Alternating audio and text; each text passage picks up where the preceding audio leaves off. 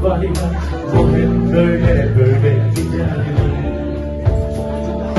Bir bebek özleminden seni aramak var ya, bu hep böyle böyle gider.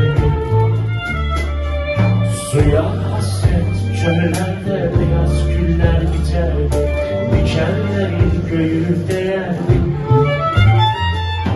Bir menekşe kokusunda seni aramak var ya, bu hep böyle böyle gider.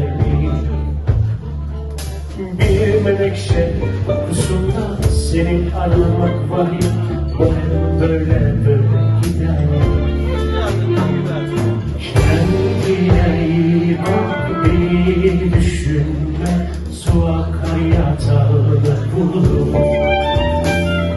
Kendine iyi bak, beni düşünme, su akar yatağını bulur.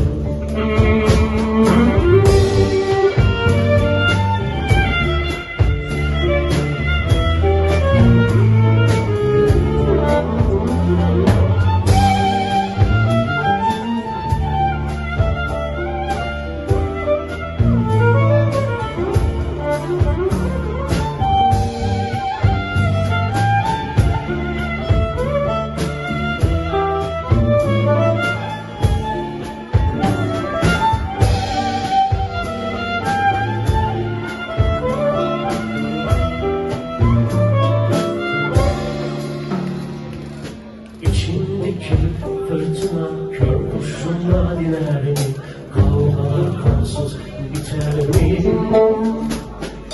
Bir mazer tadında seni aramak var ya, bu hep böyle böyle gider mi?